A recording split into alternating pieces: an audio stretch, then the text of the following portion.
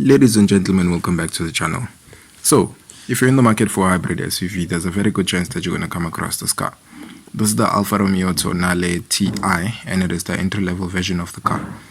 So in the front, you get some full LED matrix headlights with the TI badge on the sides.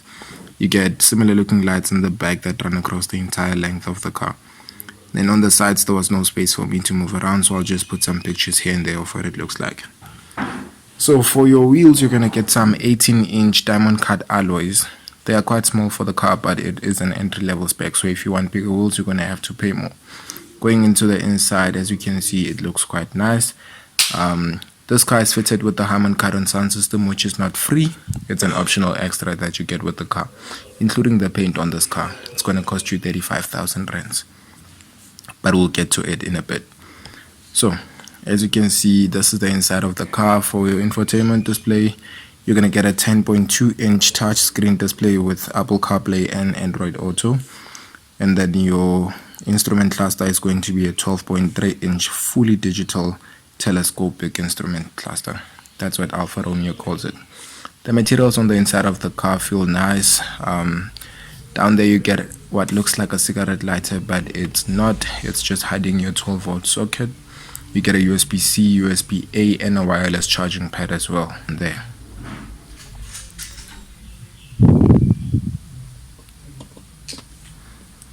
You get some storage underneath your armrest. You get 2 cup holders with the car, and this car is also fitted with leather seats, which is another optional extras.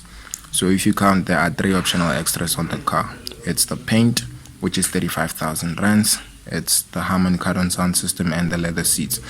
So your steering wheel feels quite nice. It's got a very sporty look to it. Yeah, and it's very nice to hold as well. Like I said, it feels sporty. It reminds me of the one you get in the Alfa Romeo Giulia.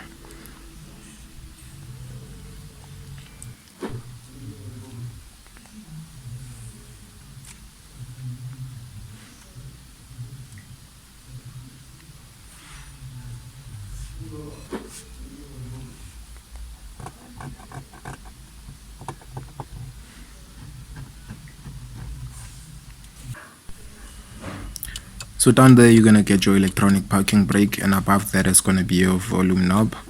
Just swipe it up or down.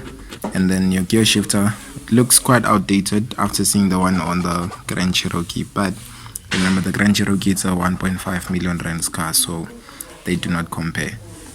Yeah, so the materials, they do feel quite plasticky. I mean, there's a lot of plastic bits here and there in the car, but that's nothing to complain about. Going back to your steering wheel, like I said, this steering wheel looks very sporty. It's very nice to hold. That's your start-stop button right there, and the buttons on the steering wheel feel very clicky. I wouldn't mind using this.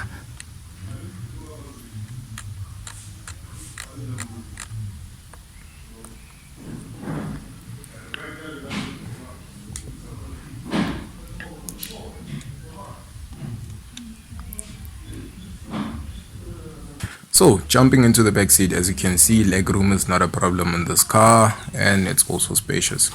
In the back, you also get a Type C and a Type A charging port for your rear passengers, and then you've got a 2-way air vent system. This car is driven by a 1.5 liter petrol engine that produces 118 kilowatts of power and 240 newton meters of torque. It drives the front wheels via a 7-speed automatic gearbox.